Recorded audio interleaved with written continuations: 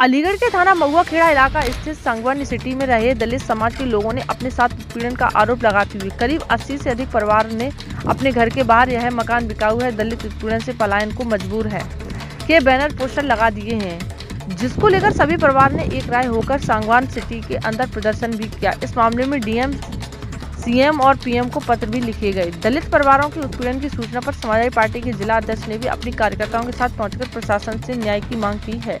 प्राप्त जानकारी के अनुसार सांगवान सिटी से करीब 500 परिवार फ्लैट खरीद रहे हैं, जिनमें लगभग हर समाज से ताल्लुक रखने वाले परिवार रहते हैं। इन परिवारों में 100 से अधिक परिवार दलित समाज से ताल्लुक रखते हैं, जो कि संपन्न व शिक्षित परिवार हैं।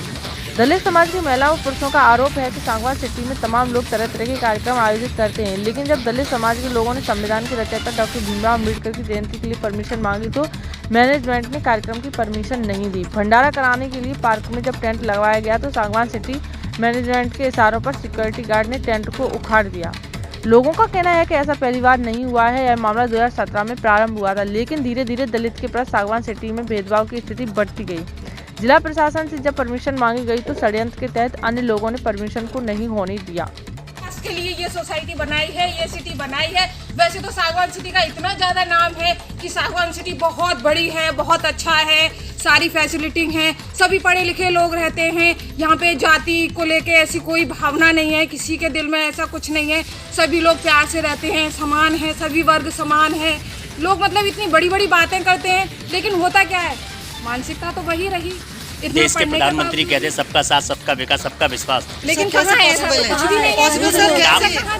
आप प्रधानमंत्री से अपनी शिकायत करेंगे? बिल्कुल करना चाहेंगे। प्रधानमंत्री जी कहते हैं कि मैं दलितों के साथ हूँ, मेरे दलितों को मत पीटिए, मुझे पीटिए, उनसे मत कुछ कहिए, मुझसे कहिए। तो हम तो कहेंगे कि प्रधानमंत्री जी ये क्या हो रहा है। मतलब एक अच्छी सोसाइटी में रहते हुए, सभी लोग पढ़े लिखे होते हुए, और तब भी ये काम हो रहा है। तो प्रधानमंत्री जी ये कहाँ है फिर दलितों के लिए? फिर कहाँ ये सब कुछ आप बोल रहे हैं कि मैं दलितों के साथ खड़ा हूँ, तो कहाँ खड़े हैं आप बताइए? जगह जगह पे सबके साथ ऐसा ही हो रहा है। जहाँ पे भी दलित हैं, जो भी कुछ करना चाह रहे हैं, उनको करने नहीं दिया जा रहा है। आवाज उठा रहे हैं, उनकी आवाज नहीं सुन रहे हैं आप। तो बताइए क्या है इन्हीं का शासन? बाकी संविधान महिलाओं को पूरा सम्मान देता है। संविधान में दिया गया है कि महिलाओं के लिए समान अधिकार, समान रहे। और हमारा संविधान कहता है कि आप नॉर्मली तरीके से कोई भी कार्यक्रम कर सकते हैं। फ्रीडम है, ये फंडामेंटल राइट्स है।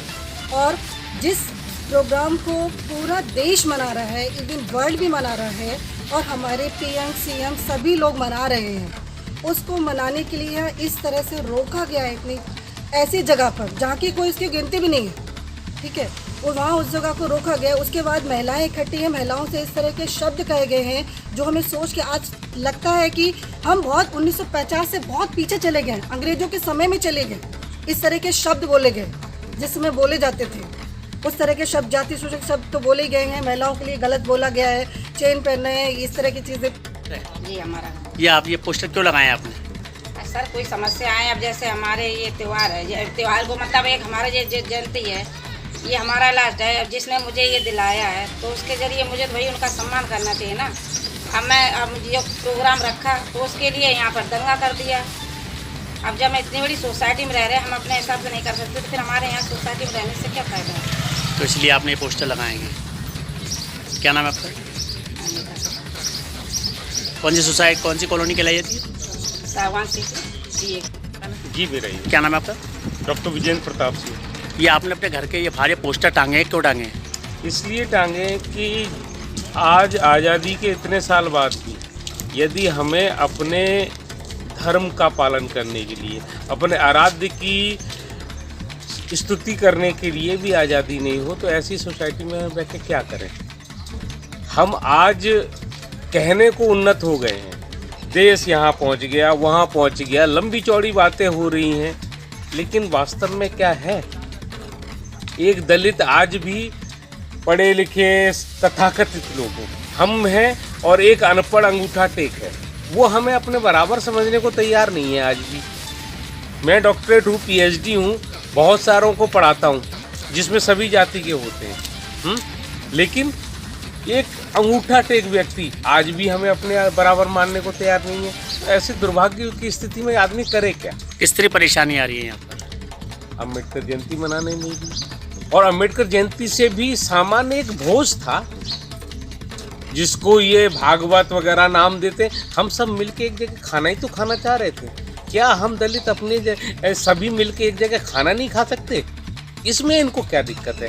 पैसा हमारा, जगह इस कॉलोनी में जितनी जगह है सबका पैसा हम सबका शेयर है। किसी ने अपने 5% डेवलपमेंट चार्ज में दिया या किसी भी तरीके से मेंटेनेंस दे रहे हैं। तो जब दूसरे लोग अपने हर कार्यक्रम को पार्कों में कर लें, जगह पर कर लें, तो उनके लिए कोई दिक्कत नहीं है। हम सिर्फ खाना ही तो खाना चाह रहे थे, हम अपना खाना भी नहीं खा सकते। और हम तुमको बुलाएं या न बुलाएं, तुम हमें नहीं बुलाते तो हम क्यों बुलाएं? सर, आपके ऊपर आरोप लगाया जा रहा है कि आपने अम्बेडकर जयंती मनाने की अनुमति नहीं दी। इसको लेकर जो आपके तमाम लोग हैं वो मकान बेचने के लिए बैनर पोस्टर लगा दिए। ये कहना बिल्कुल निराधार है कि हमने सांगवान सिटी में बाबा अंबेडकर जी की जयंती मनाने की अनुमति नहीं प्रदान की। हमने अनुमति प्रदान की है। उन्होंने हमको एक लिखित में एप्लीकेशन दी थी, उस एप्लीकेशन का जवाब हमने दिया है। हमने 14/5/2022 को उनकी जयंती मनाने की जो भी हमारे पास एप्लीकेशन आई उसका रिटन में दिया है। हमने उनको ये दिया था कि हमारा विद्यालय सांगवान वर्ल्ड परिसर है, ठीक है, उसके परिसर में आप मना सकते हैं या अन्य किसी भी जगह आप अपना बाबा साहब की जयंती को मना सकते हैं। ऐसा कहना बिल्कुल निराधार है कि हमने उनको मना किया।